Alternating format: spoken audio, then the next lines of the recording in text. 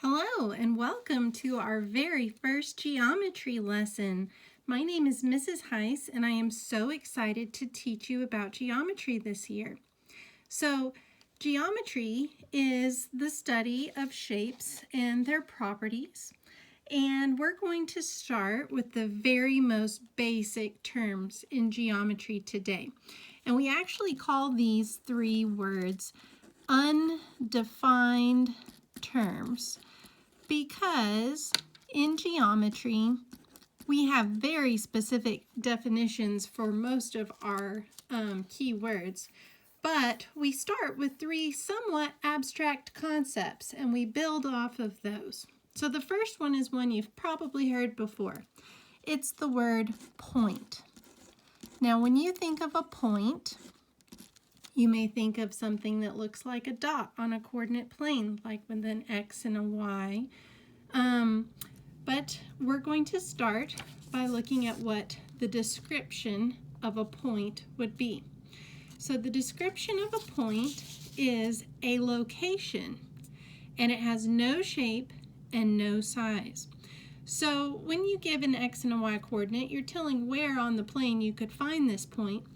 But even though we usually represent it with a dot, technically it has no shape and it has no size. You couldn't even measure it with a teeny tiny microscope, which means the points that we plot, that we draw in geometry, and also the ones you drew in algebra, are just a representation of what the true point would be, because the true point has absolutely no size at all. Okay, so next we're going to make a picture of a point. So a point, we usually just draw a little dot, and that represents our point, and we usually label the point. I'll label it here after we talk about what the label looks like. The label for a point is always going to be a capital letter. We do not use lowercase letters, we only use capital letters. So like a capital P, for example. P stands for point. But it doesn't have to be a P. It could have been an H for Heiss, or any letter of the alphabet, as long as it is capitalized. Okay, so the next undefined term we're going to talk about today is another one that you've probably heard of before. In fact, you might have even learned about it back in first grade, and that is a line. So if I told you to draw a line on your paper, you could use a ruler and just draw what would look like a straight line. And that's a word that we use a lot, like stand in line and things like that. But the geometric description of a line is a straight arrangement of points. So we take these points and we put them all straight beside each other. It extends infinitely in opposite directions. So if you said, draw me a line that is 3 centimeters long. In geometry, that's technically not a line, because a line extends infinitely. It has no thickness or width, so you can't measure the line. You just have a straight arrangement of points that goes on forever and ever. And there is exactly one line that goes through any 2 points. So if I have 2 points and I draw them, they would be connected with only one line, no more than one. One line would extend infinitely through those 2 points. Okay, so before we draw the picture, let's go ahead and draw the picture. So I am going to use my ruler, and I'm going to draw a straight line. And in geometry class, we use rulers quite a bit. It helps us give accurate pictures of what we are trying to represent. And to show that it goes on forever, I'm going to put arrows on each end. That's how I know it's a line and not just a piece of a line, which we would refer to as a line segment. So this line needs to have 2 points. It actually has infinitely many points, but we're going to need a couple of points on it. I'm going to put the letters of my initials, C and H. You could put any 2 points, capitalized letters, to name your line. So let's talk about the label for a line. We label a line with 2 capital letters representing points on the line with the line symbol above, or a lowercase script, which would mean cursive, letter. So often when we have lines in geometry, they'll have a lowercase, like here's a little L. L is a common letter used to name a line. So you can just name it by that lowercase cursive letter L.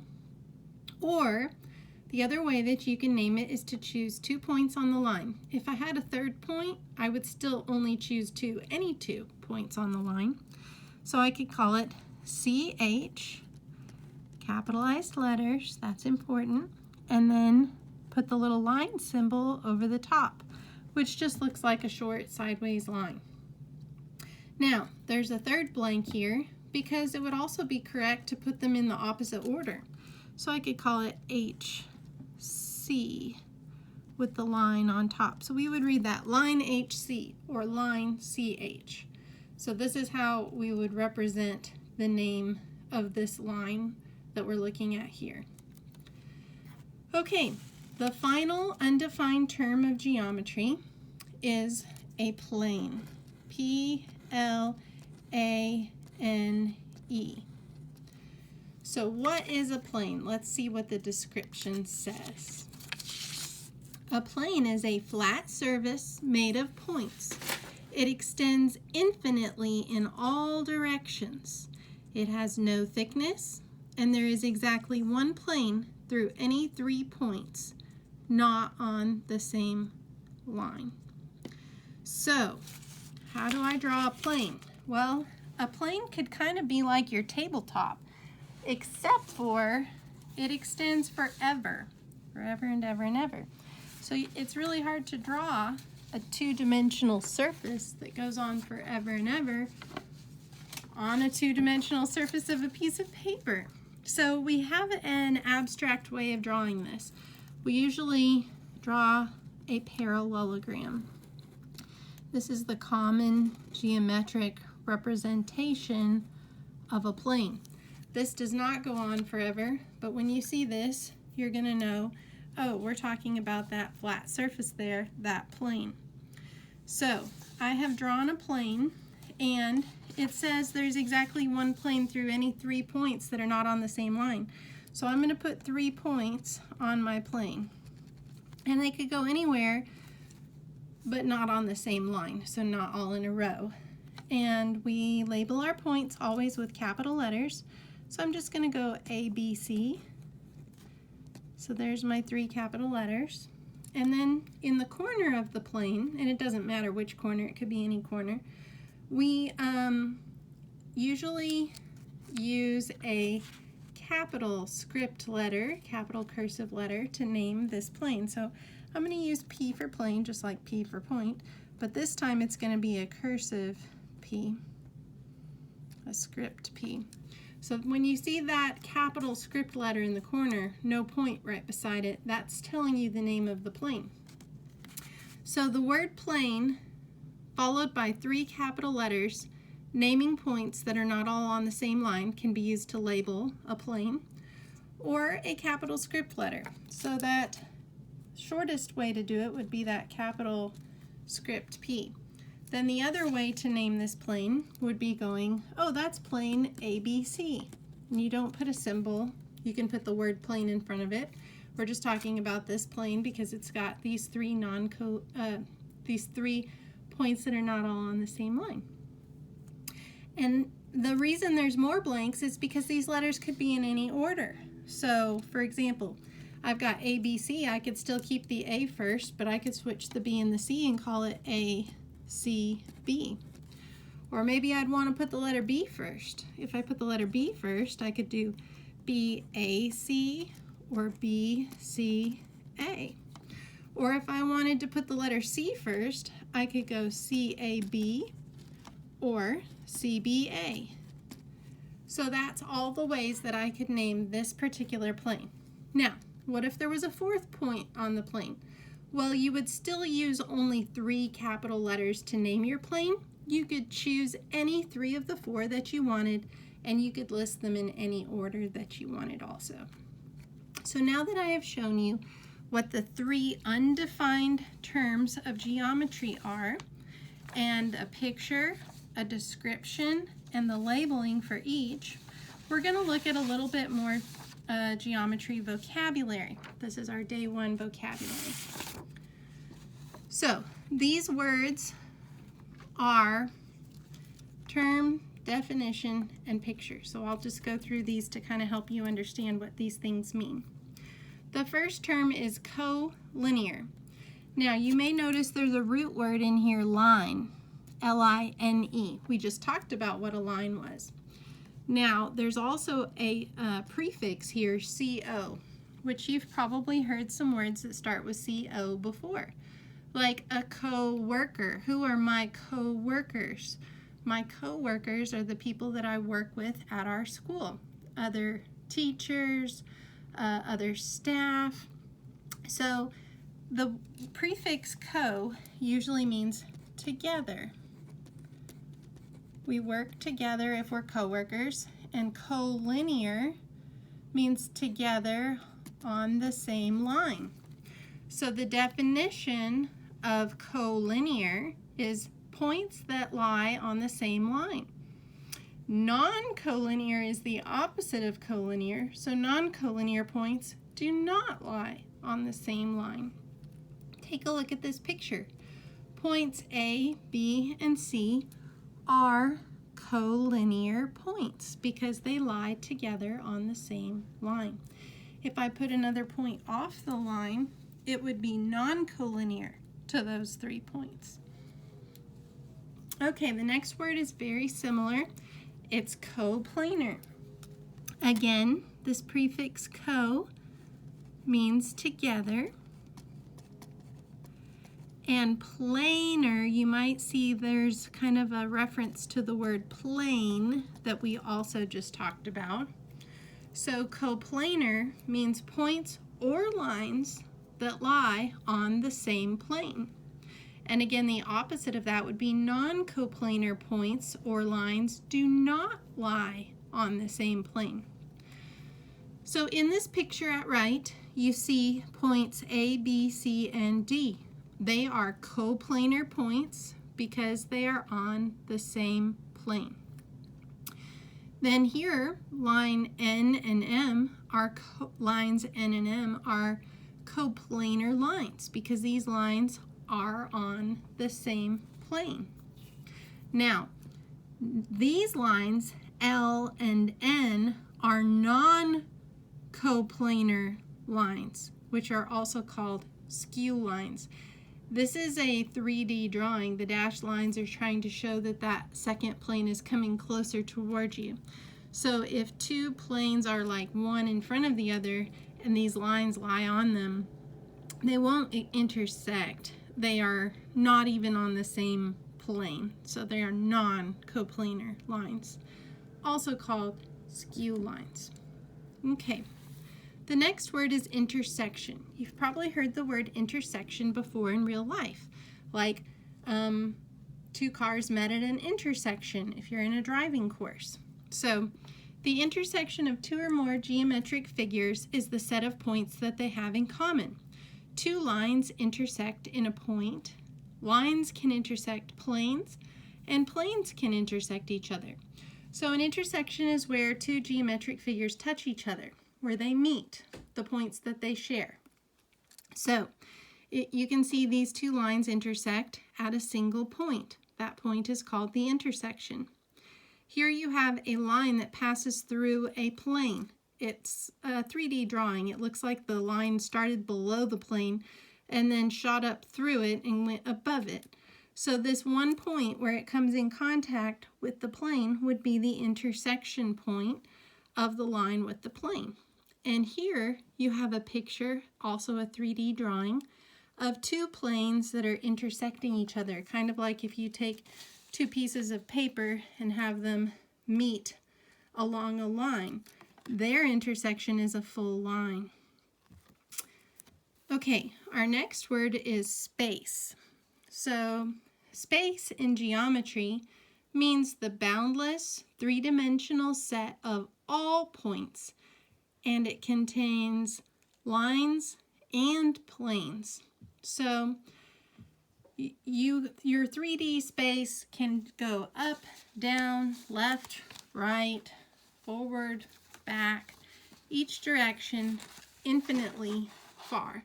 So somewhat challenging to draw. There's a three-dimensional representation of space in a 2D drawing. So now the next word is locus. Locus kind of means group. It's a set of points that satisfy a particular condition. So the locus of points satisfying the equation y equals x minus 1 can be represented by a table. Here's a table of the points that satisfy that equation. A graph. So here's a graph of this line. You can see the y-intercept is -1. It has a slope of 1, so it rises 1, runs 1, rises 1, runs 1, and goes on. And it can also be represented by a verbal description. Each y value is 1 less than its corresponding x value. So for example, if I have a 2 plugged in for the x, I take 1 away from it and I get the output of the y, which would be 1. Each y value is 1 less than its corresponding x value. So locus just talks about the group of points that meet this particular condition. And any equation could be the particular condition that you're trying to satisfy. All right, our last new geometry word for our first lesson is skew. And we talked about skew lines up here. They are non-coplanar lines. So skew lines are lines that do not intersect and are non-coplanar. So you probably learned in algebra that lines that do not intersect are called parallel. But parallel lines are in the same plane. They are coplanar. So if two lines do not intersect and they are non-coplanar, then we don't call them parallel, we call them skew. And you kind of need a 3D representation to see this. So there's a flat plane P drawn here, and we have one line N that lies on the plane. We have a second line M which goes from below the plane. There's dotted line here because it's kind of covered up by our representation of the plane, then hits it at this one point and then shoots up out of the plane. If I extend both lines forever, they never touch, even though it kind of looks like an X on the page. Where the dotted part is, this one is actually down below the plane. So they actually will not cross. It's kind of like if I put one line going sideways and like if my pen was another one going up and down, these extended forever would not touch each other. They are skew lines, but they're not parallel because they're not in the same plane. Okay, now we're going to do some practice problems using our labeling techniques and our new vocabulary words. So these are our notes. The 1-1 represents Chapter 1, Section 1 from our geometry textbook. There is both a paper version of the book, a regular textbook, hard copy, and also there is an online version of the book that you can access through our school website. So either book can be used, and they explain a lot of the vocabulary with pictures and descriptions in the book, and you will need to use the book for a lot of our homework assignments this school year. So be sure that you either get a paper book if you prefer that method, or find your online version of your book the same way that you access other textbooks through our website. Today's lesson is called Points, Lines, and Planes. And our chapter that we're in is called Tools of Geometry. So some of the tools we're using today are vocabulary words and a ruler. So for our exercises, we're going to, by the way, at the top of your notes sheets, they have defined terms, and they also have examples that are fully worked out with the answers just to help you get started. But I'm going to go ahead, since I went through those things with you, and begin with our exercises number 1. So it says refer to the figure. There's a figure over here on the right. You can see we have a plane named P. There's the capital cursive P in the corner. And our job here for number 1 is to name a line that contains point A. So I see point A is right here, and it sits on this line. Now, we talked about how do you do the label for a line. Well, one way is to choose any 2 points on the line. There's capital A, capital B, and capital C. So you could choose any of those. It doesn't matter which 2, and it doesn't matter which order. So let's just say I go A and then B. Or I could have done BA, or AC, or CA, or BC, or CB. Now, what's missing for my label? To name a line, I need a line symbol over the top. Now, is this the only correct answer to this problem? No, it is not. There are many correct answers to this problem. So if you want to name your line a different way, as long as you are following the labeling techniques we discussed, then that will be fine. Number 2 says, what is another name for line M? So I can see this lowercase script m over here is on this line, and I need to name it another way. So there's 2 points on the line. I could go BD, both capitalized, and put the line symbol over the top. Oops. Or I could have called it DB with the line symbol over the top. Okay, number 3. Name a point not on line AC. So there's 3 points shown on line AC, A, B, and C. So we need to choose a point that is not on that line. There are 2 drawn on the picture, D and E. Either one is fine. You don't need to put both because it just says name a point not on line AC. So let's say I choose E. We name a point just with the capital letter, and that's all. Number 4, what is another name for line L? Line L is this lowercase cursive line over here. We could call it by any 2 capital letters. Let's say I wanted to name it line BC. Capital B, capital C, line symbol over the top. That is not the only correct answer. There are many correct answers for that problem 4. So as long as you are using 2 capital letters in any order with the line symbol over the top, you are fine. Remember, you only use 2 though, not all 3. Okay, for number 5, name a point that is not on line L or line M. Well, there's only one correct answer to this problem because there is only one point drawn on this picture that doesn't fall on line L or line M, and that's point E. Okay, on the next section, the directions say draw and label a figure for each relationship. So this is kind of the opposite of what we just did. Before, they gave us the picture and then we wrote the labels to answer the questions. Here, they're giving us a description and we have to make the picture and label it correctly. So 6 says line AB is in plane Q. So I'm going to start by drawing a plane, which we make a little parallelogram. And I need a capital cursive Q to name the plane. So I know you learned cursive a long time ago and it might be hard to remember. You could Google it, but a capital cursive Q looks sort of like a squirrely number 2. So there's my capital cursive Q in the corner. And now I need a line AB, so I'm going to use my ruler to draw a nice straight line. And I'm going to put arrows on the end. It needs arrows because it is a line.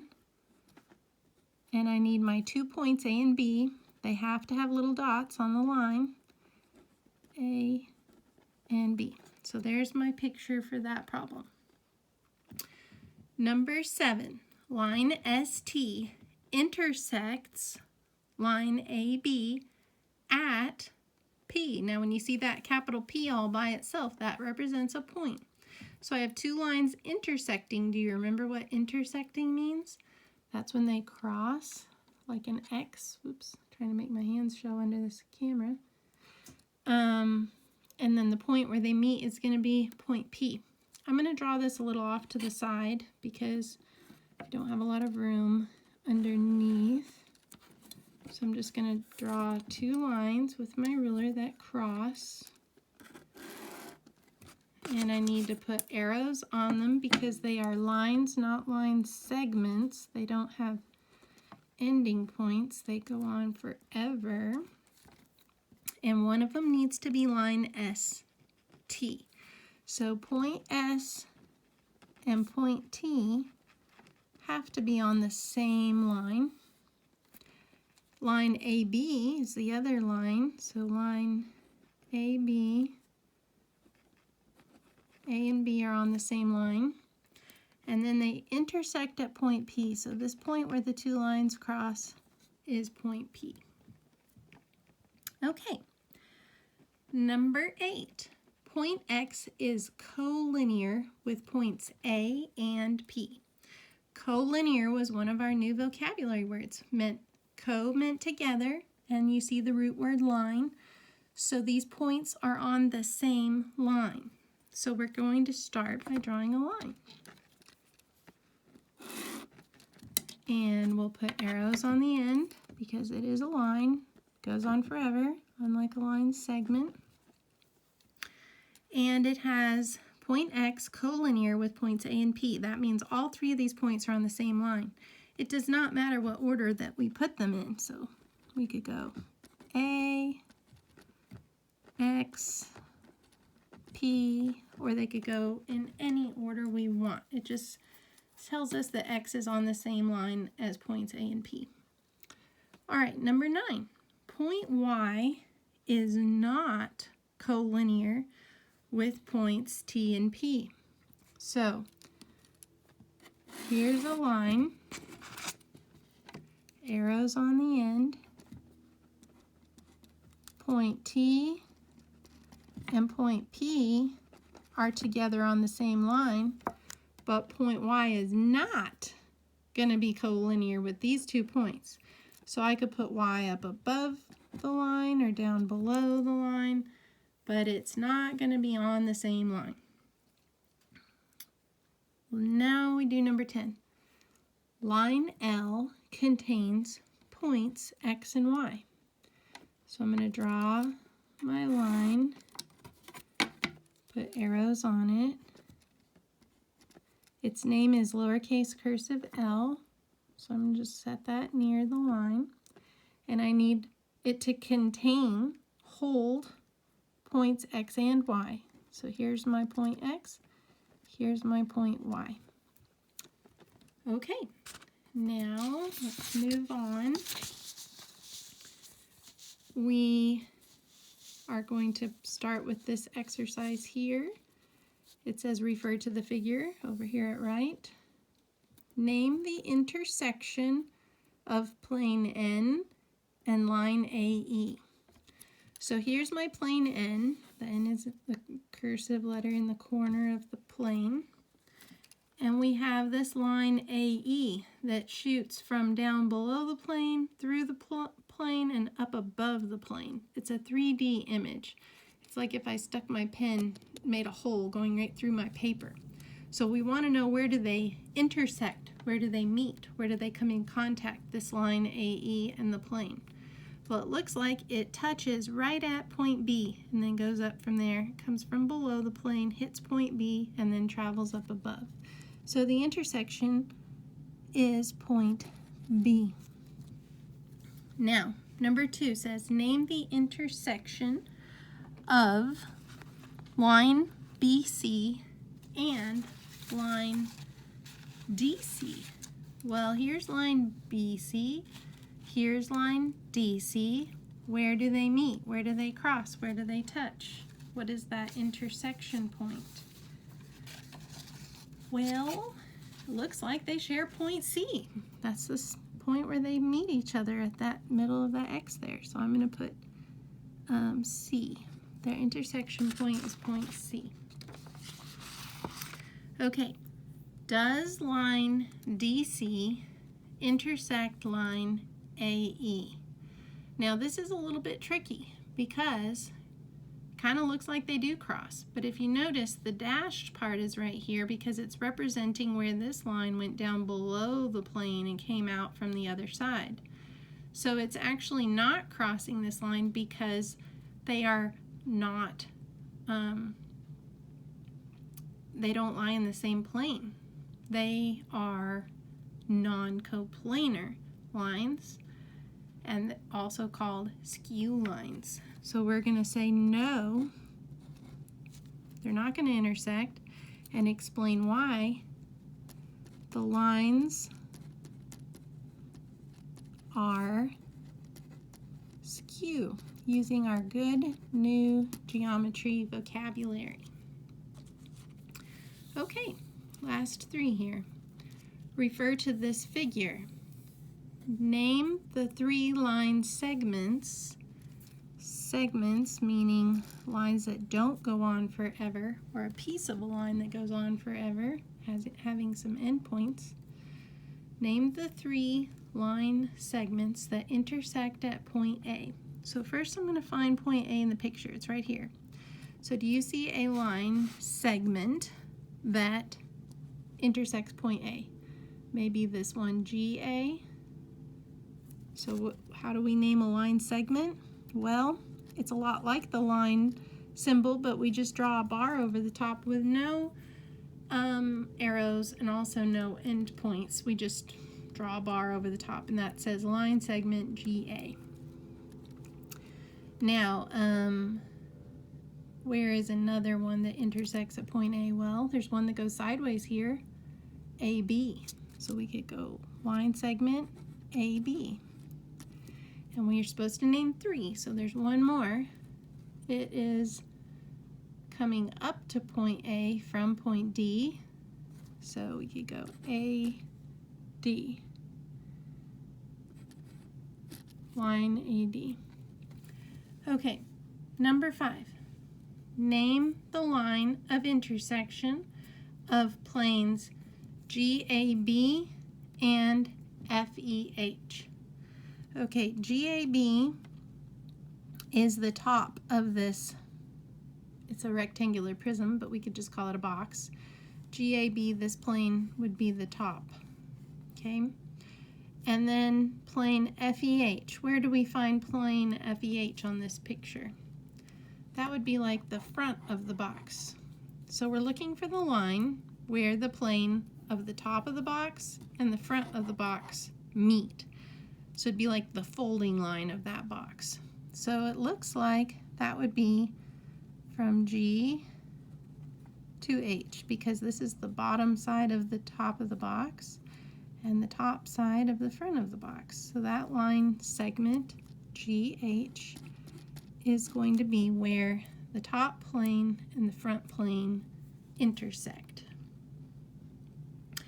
Okay, do planes GFE, that's the front of the box, and HBC, that's the right side of the box, intersect? I would say yes, they do. Where do they intersect? Let's explain. Well, the front and the right meet at this line that starts at point H and ends at point E, that line segment, I should say. So HE, line segment HE, is the intersection. Okay, that concludes our lesson for today, and the assignment is in Google Classroom. So good luck working on that, and let me know if you need any help or if you have any questions. I'm so glad to be working with you this year. Have a wonderful day. Bye for now.